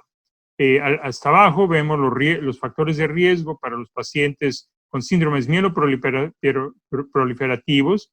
El riesgo de trombosis, desde luego, es alto en estos pacientes y ya sabemos que los pacientes con COVID-19 están teniendo estos eventos trombóticos. La descontinuación, el síndrome de citoquinas, de reactivación de los citoquinas, si se suspende un inhibidor de JAK2, y la posibilidad de aumentar la inflamación, los signos inflamatorios del COVID-19 si el paciente tiene estos niveles elevados de citoquinas y no están con un inhibidor de JAK2. Y estas son las recomendaciones que dan de leucemia amiloide crónica. Y aquí es muy llamativo porque para iniciar el tratamiento dicen considerar imatinib o dosis bajas de dasatinib y evitar bosutinib o nilotinib. Realmente, y esto no se explica porque yo no entiendo por qué uno tendría que evitar el bosutinib o el nilotinib. Ya se mencionó previamente, y yo estoy totalmente de acuerdo que un paciente que necesita tratamiento puede iniciarse con el inhibidor de tirosina quinasa que uno considere el más adecuado. La decisión no cambia con respecto a disponibilidad, comorbilidades, objetivos, todo lo que ya sabemos, pero no hay por qué evitar bosutinib o nilotinib, no veo ninguna razón. Y en cuanto a dasatinib, las dosis bajas, bueno, desde luego, de ahí hicimos un estudio de dosis bajas y parece muy atractivo, pero no hay por qué bajarle la dosis al dasatinib. Si un paciente, uno lo quiere empezar con la dosis estándar o está tomando dosis estándar, no hay por qué bajarle la dosis, salvo que tenga, no sé, mielosupresión o complicaciones o lo que sea. El retrasar la suspensión electiva del tratamiento, como ya se mencionó, sobre todo si no se va a poder hacer la monitorización adecuada, que pues es parte de lo que uno está recomendando ahorita, no estar yendo con tanta frecuencia a los hospitales y demás, ¿no? En cuanto a los síntomas mieloproliferativos, se puede continuar con medicamentos no inmunosupresores, interferón, hidroxiurea, etcétera, si el paciente lo requiere. Si está con ruxolitinib, se puede continuar el tratamiento, y ahorita vamos a hablar un poquito más de eso, pero si hay que suspenderlo, es mejor disminuirlo poco a poco para evitar esta tormenta de citoquinas. Si está en anticoagulación, se puede considerar, habitualmente es mejor usar heparina de bajo peso molecular, así es que hay que considerar esto. Y si es un paciente, por ejemplo, con policitemia, que recién diagnosticado, flebotomías probablemente sea más adecuado que cualquier otro tratamiento. Desde luego, si no está bien controlado con flebotomías, hay que darle hidroxiurea o interferón. Ahora, pasando a otro aspecto diferente, y aquí esto ya no tiene nada que ver con el COVID, pero estamos muy interesados en la famosa vacuna para tratar de prevenir que esto siga recurriendo a largo plazo. Y la pregunta entonces es, bueno, ¿y cuáles son las expectativas de una vacuna para un paciente con leucemia amiloide crónica o otras neoplasias hematológicas? ¿Les funciona o no les funciona? Asumiendo que la vacuna aparezca y funcione, desde luego, ¿no? Este es un estudio sobre la utilidad de la protección con la vacuna normal de la influenza. Esto es la influenza y podría ser diferente, pero bueno, para tratar de predecir un poco. A la derecha ven ustedes lo que sucede, la barra gris clarita es antes de la vacunación, la protección para los sujetos normales que no tienen ninguna enfermedad, y después 21 días después de la vacunación y 49 días después de la primera vacunación, que es después de una segunda vacunación. Como ven ustedes, para los sujetos normales, el 100% tienen una protección. Con mieloide crónica se tiene una buena protección, pero no es tan adecuada. Después de una vacuna, 85%, sube al 95% con una segunda vacunación. Desde luego, pacientes post-trasplante y con neoplasias linfoides tipo B, la protección es mucho menor. Y esos son los pacientes que más cuidado habrá que tener aun cuando aparezca una vacuna. Esto habla de lo que sucede nuevamente después de la vacunación en cuanto a las poblaciones de linfocitos T. Antes de la vacunación hay una respuesta de linfocitos T a la influenza en el 43% de los controles, pero solo el 21% de los pacientes con leucemia amiloide crónica. Curiosamente la mitad. Desde luego es todavía peor en las neoplasias linfoides y en los trasplantados. Y en cuanto después al día 49, esto ya es después de una vacunación, al día 49, recuerden que aquí les dan 2 vacunas, esto aumenta para los pacientes con leucemia amiloide crónica al 32%, que sigue siendo inferior que los controles, pero ya no se diferencia a los pacientes con trasplantes y con neoplasias B. Pero esto es la respuesta tipo T. La respuesta B es la que varía. Y ahorita les voy a enseñar más datos al respecto. Este es un estudio diferente, subsecuente, también del mismo grupo. Esto es el Hammersmith. Y habla de la respuesta. Estoy ya hablando un poco más de esta respuesta de los tipos de linfocitos. De los linfocitos T después de la vacunación. Y gruesamente lo que dice es que se ve una respuesta T en el 47% de los pacientes que están tomando inhibidores de tirosina quinasa sin ninguna diferencia entre los diferentes inhibidores y 63% en los controles normales. Eso es en cuanto a la respuesta T. En cuanto a una respuesta de anticuerpos, específicamente inmunoglobulinas M, como ven ustedes en el panel de arriba a la izquierda, la respuesta es menor en los pacientes con mieloide crónica que en los controles. Y en el panel de arriba a la derecha, ven cómo esto es muy similar independientemente de cuál de los 3 inhibidores que se investigaron, imatinib, nilotinib o dasatinib, todos ellos son inferiores comparado con los controles. Esto es con una vacunación al neumococo. Y nuevamente, esto podría ser diferente con la vacunación del COVID, pero bueno, nos da un poco de idea de lo que significa. Entonces, no hay diferencia entre los diferentes inhibidores. Y esto es la inhibición de la respuesta del BTK, que es un mecanismo de activación de los linfocitos B, después de la vacunación. Y ven ustedes cómo esto disminuye significativamente con los 3 inhibidores, aunque es menos Con el imatinib la inhibición es 50%, con el nilotinib es 65% y con el dasatinib es con el que hay más inhibición. Ahora, esto es una inhibición in vitro. Clínicamente eso significa algo, no lo sabemos, pero por lo menos parecería ser que disminuye, que los inhibidores inhiben de alguna manera la función de los linfocitos B in vitro en estos pacientes.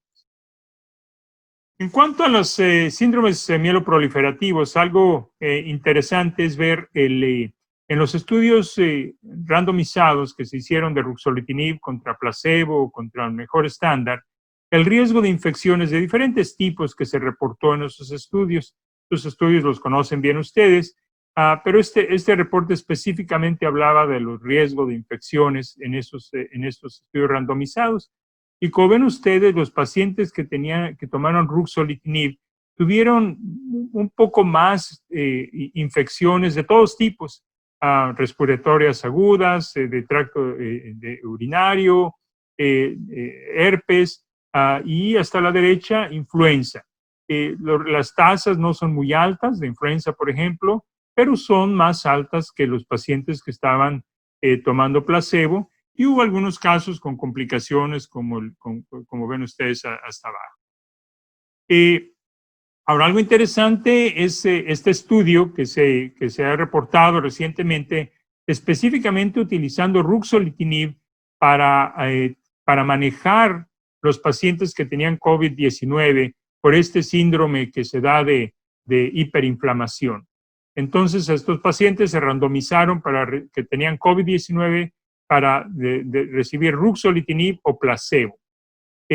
Como ven, el tiempo para mejoría, todos estos tenían infección grave, características graves. El tiempo para la mejoría fue un poco más corto con ruxolitinib que con placebo, no estadísticamente significativo de la mejoría clínica, pero la mejoría radiológica sí fue significativamente más rápida con ruxolitinib que con el placebo. Hubo menos muertes por falla respiratoria con ruxolitinib y bueno, no hubo ningún problema de toxicidad. De manera que este estudio sugeriría que el ruxolitinib podría, enfatizo, tener cierto papel para disminuir el riesgo de estas manifestaciones graves, pero esto sería específicamente en los pacientes con el COVID-19 con manifestaciones severas. Esto no quiere decir que, como hizo acá nuestro querido presidente, que uno va a tener que tomar ruxolitinib preventivo para que no le dé uno el COVID-19, ¿no? Bueno, entonces, en cuanto, ya para finalizar, las recomendaciones para mieloide crónica. Hay que tomar en cuenta que el riesgo de mortalidad podría ser un poco más alto que en la población general. Desde luego, si el paciente está en fase avanzada, los pacientes en fase crónica, bien controlados, estables, parece que no tienen un riesgo más elevado. Hay que monitorizarlos de cerca, pero esto no quiere decir traerlos a la clínica. Esto lo hemos seguido haciendo con telemedicina, comunicación frecuente y comunicación con sus médicos locales para intervenir pronto si tienen complicaciones. Desde luego, cualquier paciente que tiene posibilidad de haber estado en contacto, hay que inmediatamente checarlo por la presencia del COVID-19. Yo creo que los pacientes pueden continuar con su inhibidor de tirosina quinasa, cualquiera de ellos. Pueden iniciar tratamiento si están recién diagnosticados, cualquier inhibidor. Hay que minimizar el riesgo de mielosupresión, ajustar las dosis, etc. Y el tratamiento del COVID puede ser de acuerdo a las indicaciones clínicas, igual que cualquier otro paciente. Pero el paciente que no tiene estas complicaciones hay que mantenerlo fuera, que se esté aisladito en su casa y nada más. Los pacientes con mieloproliferativos, el riesgo es menos conocido todavía, pero un paciente que está estable con ruxolitinib puede continuar, puede iniciarlo si tiene la indicación, pero probablemente iniciar con dosis más bajas, sobre todo nuevamente vigilando la mielosupresión.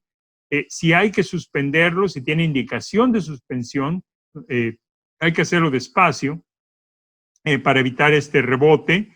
Los pacientes que están tomando tratamiento citorreductivo, hidroxiurea, etcétera, se puede continuar. La profilaxis, de preferencia con heparina de bajo peso molecular y nuevamente monitorizarlos a la distancia.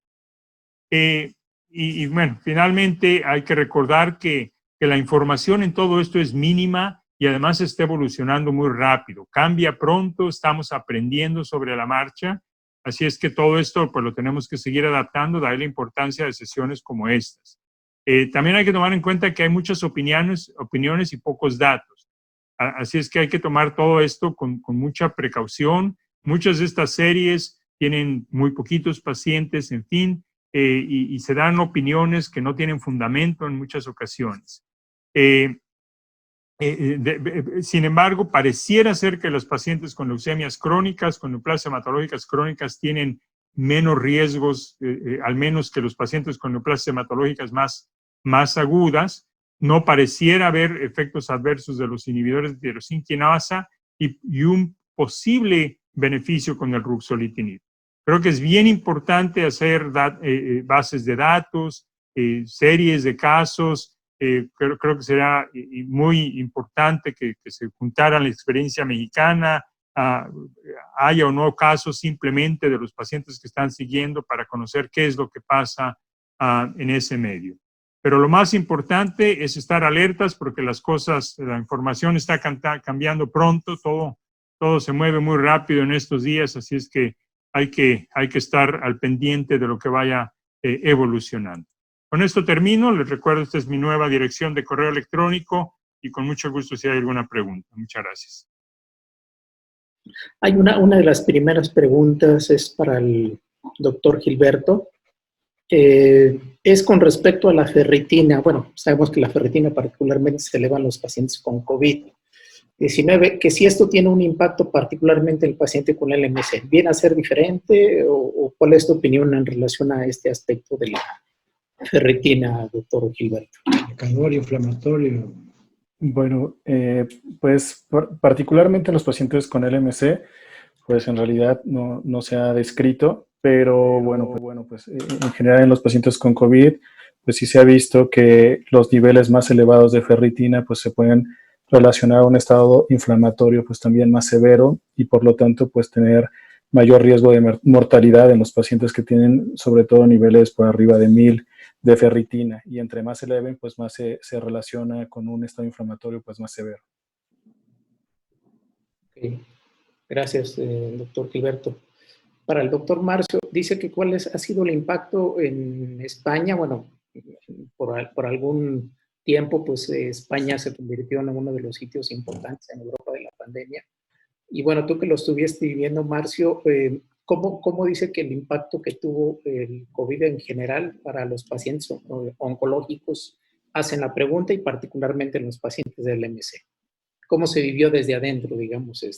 Bueno, fue bastante complicado realmente porque se convirtió todo el hospital, y eso fue general, todos los hospitales se convirtieron a atender, 90% de la infraestructura hospitalaria fue dedicada a COVID y solo un 10% o menos fue el área que quedó dedicada para pacientes no COVID. Entonces, a todos los pacientes hematológicos, esto impactó bastante porque, por ejemplo, el centro donde teníamos nuestro centro de infusión, el hospital de día, donde poníamos las quimios, donde poníamos todo, ahí se dejaron los traqueostomizados. Los pacientes que estaban intubados y estaban con traqueostomía fueron ahí. Y acabamos poniendo las quimioterapias en despachos de consultas normales. Y bueno, entonces hay el efecto primero de que los pacientes, pues todos los tratamientos se paran o se pasan al mínimo. Y luego pacientes que, por ejemplo, con linfomas y con mielomas que se están diagnosticando ahora en situaciones muy, muy avanzadas porque durante el momento de la pandemia pues no se movieron, tuvieron miedo, se quedaron en casa y están siendo con diagnósticos más tardíos. Cuando los pacientes con LMC lo que optamos fue, bueno, pues la recomendación, lo que decía, los que teníamos listos para descontinuar no se descontinuaron, se mantuvieron en sus casas y fue alargar un poco todos los controles y los pacientes iban bien. salvo los pacientes que tuvieran algún problema de dificultad, como tenía un paciente con un derrame pleural con dasatinib, que justo estábamos en la fase de ver un poco cómo se controlaba, pues hubo que hacer un poco de organizar para que pudiéramos verlo en un área no COVID y poder monitorizar cómo iba eso. Y nosotros pacientes que tenían MPN, pues se hizo más o menos lo mismo, pero también hemos tenido nosotros en el hospital hemos tenido 13 pacientes con MPN, Phi negativos, y 5 murieron, o sea, de esto. O sea, es incluyendo pacientes con ruxolitinib, que ayuda, que puede, pero claro, eso hasta que lo ves. Entonces, bueno, ahora todavía estamos saliendo de esa fase y estamos en un punto que se intenta que nuestras consultas sean 50% telefónicas y 50% presenciales. Entonces, bueno, sigue todavía impactando, pero yo creo que el más grande es esto: el paciente deja de recibir una atención continuada, ¿no? El mayor reto es intentar mantener al paciente controlado. Vale. Muchas gracias, Marcio. Una pregunta para el doctor Jorge. La pregunta es si en pacientes con LMC en fase crónica y que tienen la ingesta de ITKs COVID positivos, si esto existe, particularmente los ITK, tienen un impacto en la inmunidad celular. Bueno, ahí les mostré un poco lo que al final de la presentación, que disminuye un poco la actividad. Bueno, estos son específicamente con estimulación con viral, influenza, etcétera, y baja un poco la estimulación de los linfocitos T. Estrictamente hablando de los linfocitos B, y el que más lo tiene es el dasatinib. Recuerden que el dasatinib se empezó a desarrollar como un tratamiento inmunosupresor. La idea original era desarrollarlo como un tratamiento para enfermedad de injerto contrahospedero. Entonces, esto desde luego hace muchos años, ¿no? Pero clínicamente en un paciente fuera de la cuestión del COVID, pues esto tiene una manifestación mínima. Parece ser que los pacientes con dasatinib tienen un riesgo ligeramente mayor. Nuevamente, pacientes no con COVID tienen un riesgo, una incidencia un poquito más alta de herpes zóster que otros pacientes con mieloide crónica. Pero es discreto. O sea que sí hay un cierto efecto, es modesto, clínicamente no muy significativo, y hasta ahora no pareciera tener mayor repercusión en cuanto a la gravedad de la enfermedad si adquieren la infección. Si esto va a afectar la posibilidad de desarrollar inmunidad después de tener la infección o después de vacunación, eso quedará por verse. Y Jorge, y otra pregunta igualmente para ti, yo creo que es el hecho de este nuevo tratamiento que creo que no me recuerdo es de Novartis, asciminib, está posicionándose como una terapia prometedora en pacientes que fallan a 2 ITK, incluyendo el ponatinib, considerándose incluso la posibilidad de combinarlo con otro ITK. En este escenario, ¿el trasplante podría ya no ser indispensable en un mediano plazo? ¿O si has tenido alguna experiencia, pregunta, con este fármaco? Es una droga muy útil. Desde el punto de vista de eficacia, desde luego no hay comparación directa, pero desde el punto de vista de eficacia se parece mucho al ponatinib. No parece tener los riesgos cardiovasculares, aunque esto hay que tomarlo con precaución, porque cuando empezamos con ponatinib tampoco pensamos que la tenía, y fue hasta que los pacientes tuvieron más exposición que fue haciéndose más evidente ese riesgo. Pero pareciera no tener ese riesgo cardiovascular. Así es que es una droga muy útil. Ahora, yo creo que el trasplante seguirá teniendo su papel. O sea, eventualmente, el paciente que ha fallado 2, 3 inhibidores de tirosina quinasa, por lo menos se tiene que considerar. Hay pacientes que no lo quieren, que no tienen donador, lo que sea, pero por lo menos se tiene que considerar como una opción. De acuerdo. Ok. Bueno, otra pregunta es, tú lo mencionaste ahorita y es en relación al ruxolitinib.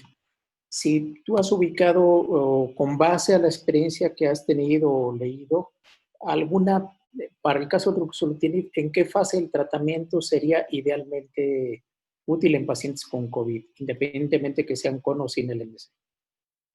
Para los pacientes que tienen una infección severa, los que tienen mucha manifestación pulmonar, que tienen mucha hipoxia, etcétera, esos son los pacientes que llegan a desarrollar esta manifestación de citoquinas y demás, que parece agravar el cuadro pulmonar y eso es en lo que ayuda el COVID. Un paciente que solamente tiene sintomatología discreta, que no está hospitalizado, que no requiere oxígeno, etcétera. Ese paciente, en eso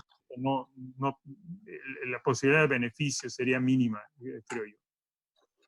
Vale, de acuerdo. Bueno, dice doctor Cortés, en caso de neoplasias mieloproliferativas crónicas, policitemia vera o trombostemia esencial, en quienes se utiliza hidroxiurea, ¿es necesario asistencia a un servicio de urgencias aún teniendo enfermedad leve, considerando que los pacientes con cáncer son de riesgo para complicaciones? ¿Cuál sería su opinión con respecto a esto? No, si la infección es, o sea, si el cuadro sintomático es leve, es un paciente de bajo riesgo, etcétera, no. Desde luego, si el paciente está, no sé, mielosuprimido, está severamente neutropénico por la hidroxiurea o lo que sea, bueno, ya eso es diferente.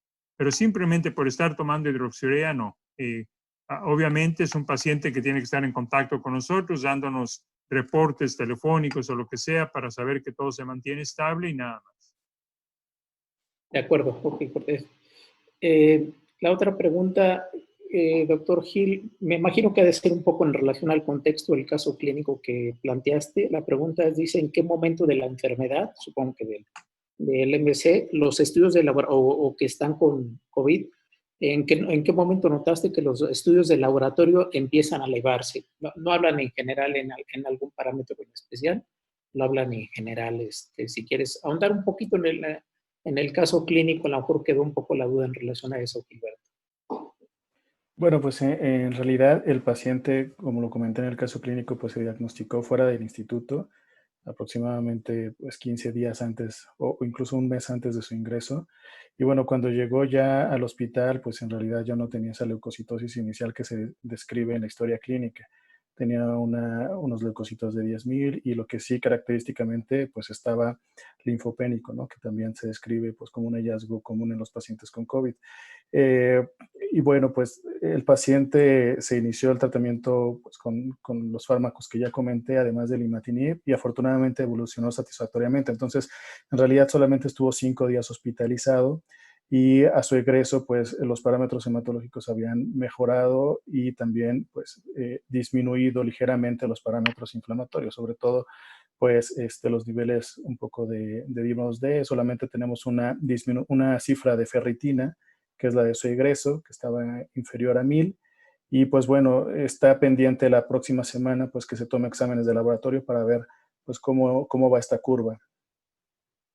Bueno, una última pregunta, y bueno, yo creo que cualquiera que tenga la experiencia, es en relación a la trombocitosis, que si se han percatado que en algunos pacientes con COVID pues llegan a tener una trombocitosis, no especifica qué cifras, bueno, pero si en algún momento dado algún paciente que tiene COVID, que tiene una trombocitosis importante, puede hacer de alguna manera un diagnóstico diferencial con una neoplasia mieloproliferativa crónica, es decir, paciente con COVID y que de repente a lo mejor ya llegan urgencias como una trombocitosis importante. Siempre cabría la posibilidad de que sea por COVID o podría tener que descartarse obligatoriamente una neoplasia mieloproliferativa.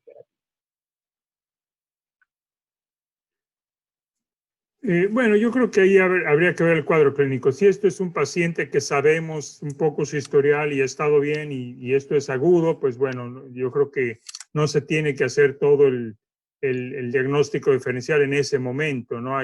Se manejaría, etcétera.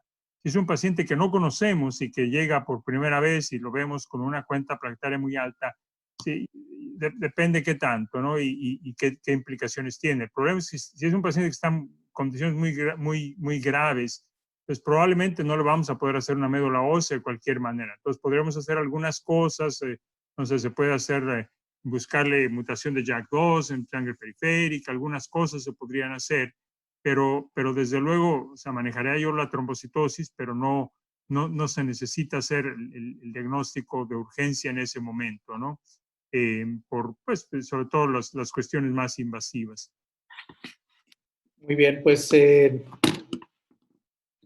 creo que hay muchas preguntas, bueno, pero básicamente todas eran tratando de reunir la mayoría de las preguntas en el contexto que se fueron dando. Quedan, creo que, respondidas la mayoría. Nada más antes de cederle la palabra y que dé los agradecimientos a nuestro presidente, el doctor Oscar, me voy a permitir nada más decirle algunos detalles de nuestra sesión del día de hoy. En nuestra sesión del día de hoy llegamos a tener hasta 760 pues, participantes. La verdad es que nos da mucho gusto haber contado con esto y déjenme decirles, en el listado de países que tenemos, evidentemente, bueno, pues México es el país con más personas. La verdad es que nos sorprende gratamente y bueno, igual extendiéndoles un abrazo fraternal a todos nuestros colegas de Bolivia, una cantidad de más de 20 personas, colegas que nos siguen en Bolivia. Un saludo para todos ellos y ojalá nos sigan siguiendo nuestras sesiones semanales. De Perú, 16 colegas, de Colombia 6, de Ecuador, de El Salvador, cada vez más personas, igualmente de Honduras, de Paraguay, de Panamá, de Costa Rica, de España, de Guatemala, de Venezuela, Chile, hasta Namibia y de Rusia. Entonces, la verdad es que esta es simplemente la plataforma, pero bueno, quiero comentarles que además tenemos la presencia en Facebook Live y pues seguramente esta sesión básicamente alcanzó aproximadamente 900 personas, considerando que es una sesión semanalmente, pues para nosotros es muy exitosa y nosotros más que la respuesta de los colegas ante excelentes profesionales que tuvimos el día de hoy. Doctor Oscar, por favor, para que el presidente, que el doctor Oscar Hernández Zamudio, pues nos dé las palabras de despedida y de agradecimiento para los ponentes.